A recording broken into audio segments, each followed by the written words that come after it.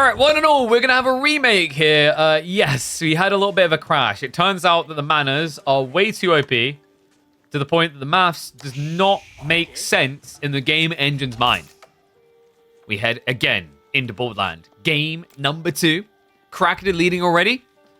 We were hoping that he would be an honorable boy, not a dirty boy, that he would avoid manners like his fellow compadre in this series, Anatan, who played game 1, admittedly to a loss, without building a single manor. Crackety. You know, it's the difference between Frodo at the start of Lord of the Rings and Frodo at the end. You know? The difference between Frodo and his uncle. You know, some people can resist the temptation. Some people, like, why not? I mean, the manor's just sitting there. Someone might as well live in it. Why shouldn't it be me? Lancaster Castle on the way. So we were actually saying before the remake, the fundamental issue is this build is the equivocal of Daddy covering you all the way through life and getting you anything you ever want, keeping you in a bubble, giving you a freaking 6-figure salary to start off your career. Like, it just does everything. It's so safe as well. And we did have some interesting discussions before the remake. Like, I think conceptually, like, what they envisioned with this being an easy inviting civ made sense in their brain. Like, when you're a developer and you're thinking, what is a good civ? You're thinking, okay, if someone plays this, are they like, oh, this is nice, this feels good, this feels great. I imagine Knights Templar felt great in some ways, but also felt like you needed a PhD. Whereas House of Lancaster was like, oh, this is very chill, this is very safe, this is very easy. That's great. That feeling is fantastic. That's the feeling you want to give people in single-player experiences. The tricky part is when you convert that into a multiplayer environment, does their happiness, security, and safety and simpleness translate into frustration or engagement from their opponent? And the thing that we've seen from House of Lancaster is it converts into frustration. You do not like playing against this Civ. I would wager that this is approaching Mongol TC Rush levels of annoying for people. I don't think we're quite there, but we have to be getting close. Because, like, at least with a Mongol TC Rush, so the difference why Mongol TC Rushes were more toxic is it straight away stopped you playing your game. You can at least create the delusion that you get to play your game against House of Lancaster mana spam, because you can go and do things for several minutes before it hits you. Now, that could be more frustrating if at a high level you understand what happened. Lower level players, I don't think are going to care about that. They're like, oh, I tried my strategy, it didn't work. Damn, this seems wrong. But when you dissect the numbers, think about what the mana spam is. Think about how you have to address it. You realize how anti-participatory this is? It reminds me of when we had, like, the TC meta, and some civs were so good at doing TC meta, you couldn't mirror TCs. You had to all in them. Same with Pro Scouts. Like, actually, if you think about it, with the way that manas play, it's like the new version of Pro Scouts, except this version you can't actually do.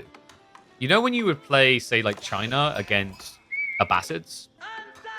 And you knew they were Pro Scouting, and you knew you had to do something about it, but you couldn't. In comes manas. I think that's the frustration the devs need to try and solve. Because it's fine to have plays in an RTS that have to be read. But the reaction should be reasonable in terms of expectation, commitment, and outcome. And right now, because of the mana's tankiness with the Lancaster Castle, because of the extra health they scale off of building more of them, the fact that they have arrow shots to protect each other, what we have here is, I guess, the Berlin Wall situation. Like, it's just an impenetrable part. You can maybe sneak a spy past it, but you're not going to blitzkrieg through it. And the mana spam is beginning. He's even securing the gold vein over here to guarantee it. Meanwhile, Anatan is going to be in Pro Scouts here. This man is obsessed with Pro Scouts right now. While most people have moved on and feel like it's trash, he still believes in it. And in fairness, in this type of game, it makes sense. Like, Pro Scouts actually was dominating over 2TC. Mana spam is kind of like doing 2TC. So conceptually, what Anno is doing makes sense. What he needs is a follow-up, though, is an all-in point. And he is going to begin scaling for that. Archery range being prepped. He did go for the Francais, so he will have access to the Chevalier Confrère. And what is up, Nono? Appreciate the prime sub, mate. Welcome back to the Swarm. Making a civ that doesn't prepare them for what's to come is not going to help new players, in my opinion. I can see where you're coming from, but to put it a different way, have you ever had someone tell you to go watch a TV show and they tell you it sucks for 2 seasons, but then it gets good? Do you go and watch the TV show? Have you ever had someone tell you to come play a video game and that you'll get the crap kicked out of you for 8 hours, but then you'll be like, okay, to maybe survive the other game, right? Like, once again, it's like what they try to do, get it. This form makes sense for single player. And maybe that was like the lead, is like House of Lancaster. They probably focus very much on the historical battles and that kind of epilogue. But it just doesn't, like, economically, it does not translate well into competitive. That sounds like dough. Yeah, like so many games like yeah, if you commit, they're fun. Guys, do you know how much fun Europa Universalis 4 is when you bother to read Wikipedia for 40 hours? No cap. It's crazy. Like, it's one of the best strategy games that's been ever created. It's great. Do you know how fun Heroes Might Magic 3 is when you actually know how to play it competitively? Yeah, but you have to watch so many people play it to figure that out. Or lose a lot. It's kind of the same. So I think maybe... And I'm trying to give the devs the empathetic benefit of the doubt on how House of Lancaster got like this. I think they were very focused on how Lancaster made the player playing them feel, and maybe lost track of how it made the player playing against them feel. Does that make sense? Anatan is feeling him out for a raid here. He knows he has to come in strong. We've got double mana to protect on the stone, triple on the gold. Anno's gonna want to consider Undermesh quite fast. Crackety has gone for the spear defense. Yeah, no yeoman yet, but the archers are now getting set up, and we do have blacksmith ready for him.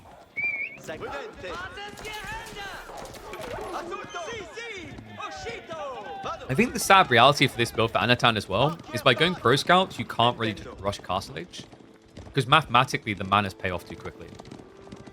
So this is the correct call. I wonder if Anatan has tried just moving out into the deer with villagers instead. Because Crackety didn't really try to attack him. Like, you can't with the manas. That's the thought process. Similar to the logic when someone goes 2TC, they can't then attack you. Not quickly, anyway. But this is the thing that Anno's been worried about.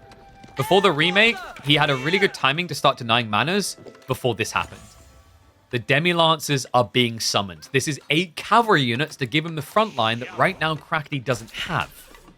And at the worst possible time, because Anatan is now building rams that will get blocked.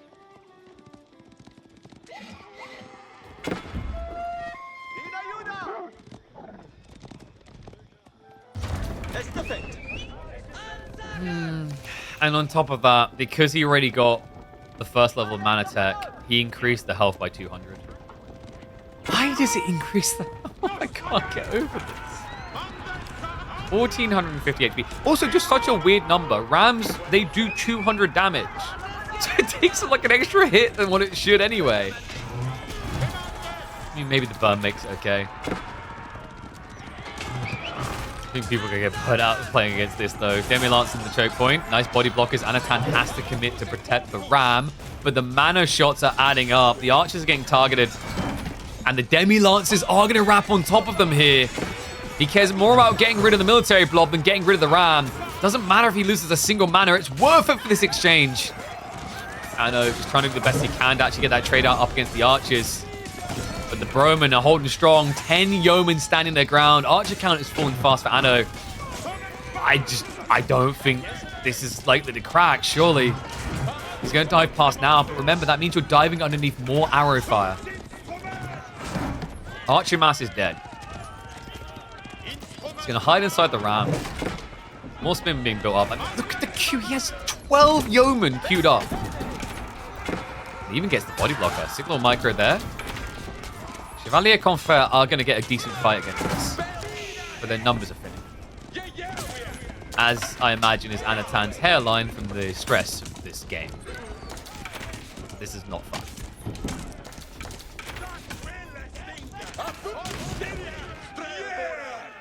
Now, it's about to get a hell of a lot less fun. So, the debate I keep having about Yeoman, and I'm not saying they shouldn't receive some tweaks, but the reason why I keep taking this, let's maybe nerf something else first. Right. Yeoman is the unique identifier of the Lancaster. It's the unique thing. Of course, it's going to be Agincourt, etc. They look broken with this economy.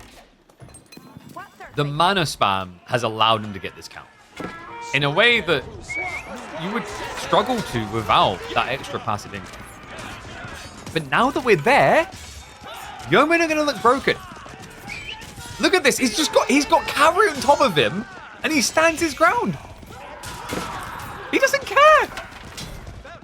It's an attritional war that the Knights Templar are ill-equipped to win.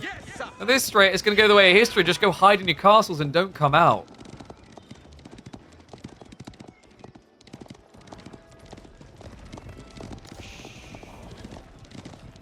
Absolutely crazy. And now Cracky's just going to go castle on him.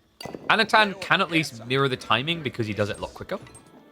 But I think Cracky could actually just get away with King's College here. And that's the jackpot. We have got Kingdom of Castile on the way. We've seen him try this 2 times already today and it hasn't worked. But I will say this map is probably the best map for Kingdom of Castile we've seen today. The sacred sites are centralized, so they are likely to be part of the fight. Thus, you will get the heal, and you will get the damage.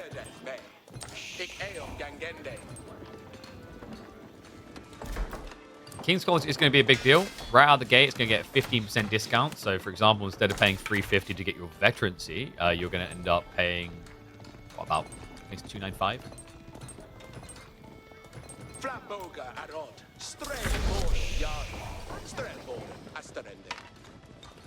And then if he wants more spears, $295. Then the blacksmiths, like tier 2s, end up costing you $350, $295. You see how this adds up quite quickly. Ecotex, he hasn't got wheelbarrow yet. King's College is a goated landmark. I've been thinking about it more and more. Like, it actually might be top 5 castle landmarks in the game. The raw discount is so nice. It scales well into Imperial as well, remember, where you're spending 1,500 rather on a tech. That ends up equating to a 225 resource savings. But like, even outside of that, the techs it offers, there's some very interesting things in here. Collar of Esses offers up a pretty potent heavy maces cavalry roll for the Civ. And military tactics training, in particular, is what I'm excited to see more of as the game develops. Buffing bonus damage by 20%, specifically. It's like a few of Anno's Knights did sneak in. The Bromen are going to look to shut that down, though. Second wave with the dive. Oh, God. Watch those health bars, boys. Watch those health bars. We'll run by, but the Yeomen are going to intercept, so army's going to get cleaned up. Is Anatan looking for a monastery switch off of this? Oh, wait. Ooh, Crackety. This time there does walk back out. The reason I'm thinking monasteries here is when you dive like this, it's usually because you're trying to claim map control for something. But I don't see the monk. No, the wood gathering, like, it's going back into archers, so it probably feels like he can't now. Especially considering there's now 30 yeomen. And I'm expecting synchronized shot to be coming in soon.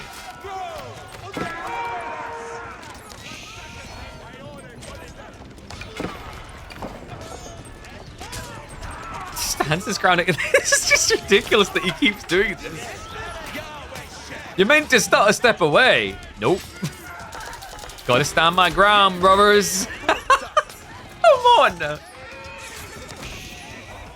Oh my god, he's melting him. That's it. GG gets called. House of Lancaster. We shortened it a hole because these yeomen stick so many holes in every one they face.